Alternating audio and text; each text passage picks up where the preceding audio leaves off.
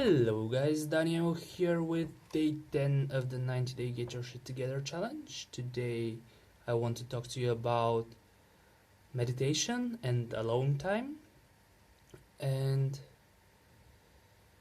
when I was in my teens, I was a really social, I wouldn't say popular, but socially active. I would always be surrounded by friends, and even if I wasn't, I was at home speaking with them on Skype or on the phone and so on and so forth. Up until the point where I went to study abroad in the UK. And during that time, I couldn't really adapt to the situation. I couldn't really fit in with my roommates, and I only had like one friend who really isn't a social type kind of guy. So yeah, that's the first time I experienced loneliness, and I experienced it for quite a long time. Like throughout the year, I would say I had spent more than 60-70% of my time in my room by myself, which was a good thing because I at this age, in this time, it's good to just get to know yourself better. And I started going back through my important events in my life and just thinking how I would do them better and thinking how I could improve and these kinds of things. But because I was feeling so lonely, it was also the time when I started using drugs. So not drugs, but marijuana.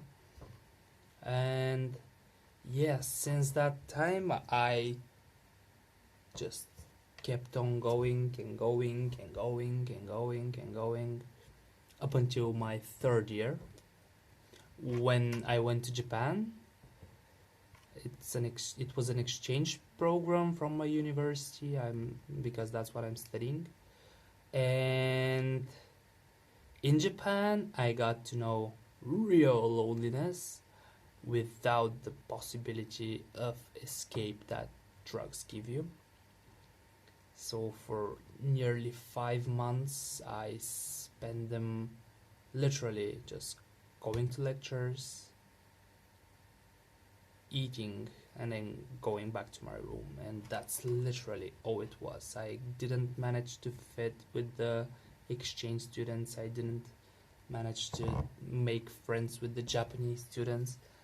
And yeah, I would just spend time by myself in my room, which wouldn't have been so bad had I not hated myself so much at the moment. And there were literally moments where it caused me physical pain to just be in the same room with myself. I would have nightmares, but then sleeping would also be the best period of my day. And I got pretty depressed. I would spend weeks not speaking to another human being in front of me. I would of course talk to my parents and friends on Skype, but it's not the same. But I managed to pass through that.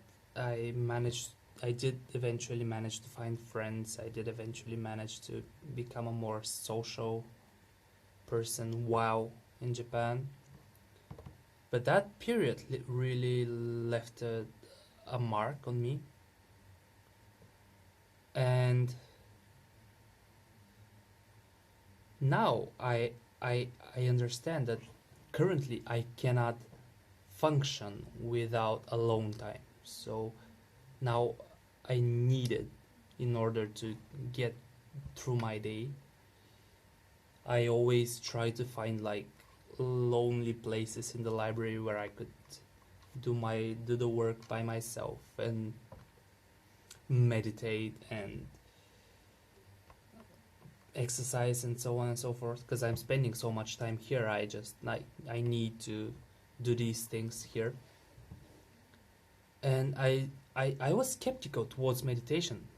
I was really, really skeptical. But during these like past week and a half, I I really started enjoying it.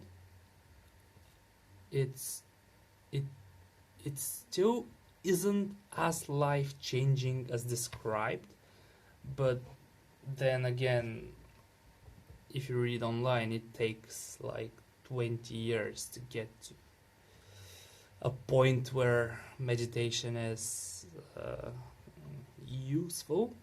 But there are shorter programs, and I'm currently doing a 90-day one, which is pretty useful when you're doing a 90-day challenge.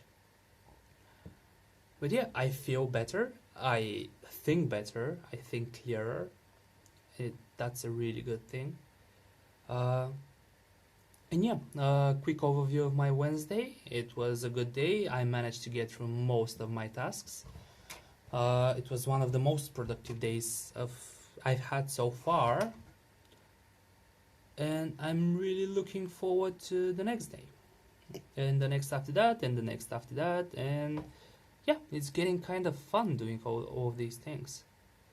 So thank you for watching, like, subscribe, and I'll see you again tomorrow. Check the description if you haven't seen my post, by the way.